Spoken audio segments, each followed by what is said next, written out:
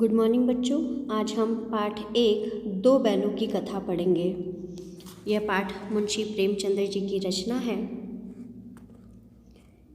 इस कथा के माध्यम से लेखक ने किसान और पशुओं के भावनात्मक संबंधों का वर्णन किया है।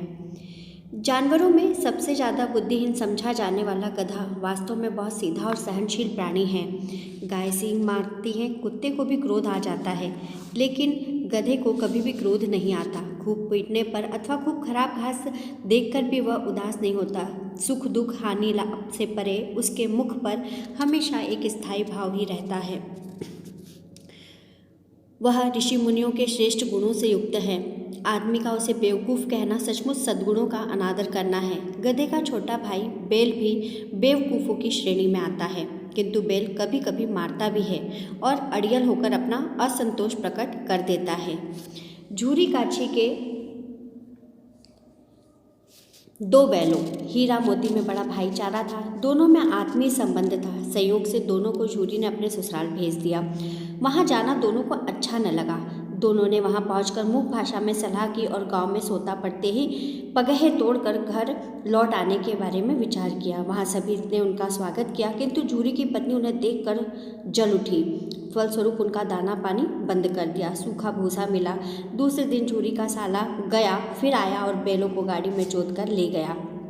वहां उन्हें मोटी रस्सी से बांध कर रखा गया और शरारत के लिए दंड भी दिया गया। खाने में सूखा भूसा डाला गया। अपमान से भरे हीरा मोती ने हल में जोतने पर पाँव न उठाने की कसम खा ली। मार पड़ने पर गुस्साए मोती ने रस्सी जुआ जो सब तोड़ ताड़ कर भाग निकले। दोनों बड़े नाराज थे। पीछे दो लठेतों के साथ गया आ रहा था उन्हें घर ले जाने के लिए। खाने को वही सूखा भूसा था, किंतु उस घर की एक छोटी सी लड़की दोनों को एक एक रोटी खिला गई, जिससे उन्हें मानसिक सांत्वना मिल गई। अब मोटी रस्सी में बंधे हीरा मोती को भागने की चिंता हुई। मोटी रस्सी को चबाकर तोड़ने की सोची, किंतु रस्सी मुंह में ना आई। अचानक घर में से लड़की आई और उसने उन दोनों को खोल दिया तथा चिल्लाने लगी कि फूफा वाले बैल भागे जा रहे हैं। गया तथा गांव के लोग संभल कर उनके पीछे भागते, तब तक उन्हें मौका मिल गया और तेज गति से दौड़कर दूर निकल गए। जल्दी में वे मार्ग भटक गए। भूख से व्याकुल दोनों बैलों ने मटर के खेत में चरना प्रारंभ कर दिया। पेट भरकर आज़ादी से आनंद ले रहे थे कि उन्हें एक विशाल सांड आता दिखाई दिया। दोनों ने उससे बचने का उपाय सोचा कि एक आगे से उस पर हमला करेगा और दूसरा पीछे से। इस हमले से सांड घायल होकर भाग खड़ा हुआ।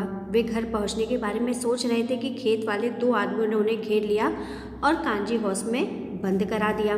कांजी हाउस में कई भैंस बकरियां घोड़े गधे थे, पर किसी के सामने चारा न था। सभी मुर्दों की तरह जमीन पर पड़े थे। भूख से प्राण निकलने को आ गए, तो उन्होंने वहां से भागने के लिए सिंह से दीवार को गिरा दिया।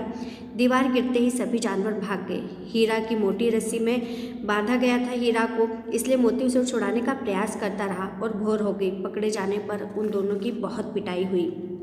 एक सप्ताह बाद नीलामी हुई और दोनों बैलों को एक कसाई ने खरीद लिया।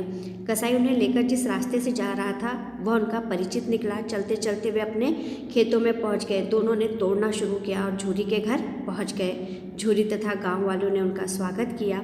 पीछे से कसाई आया तो उसे डांट दिया। वह जबरदस्ती करने लगा तो मोती ने उस पर आक्रमण कर गांव से बाहर भगा दिया। उसी समय मालकिन आई और दोनों के माथे चूम लिए।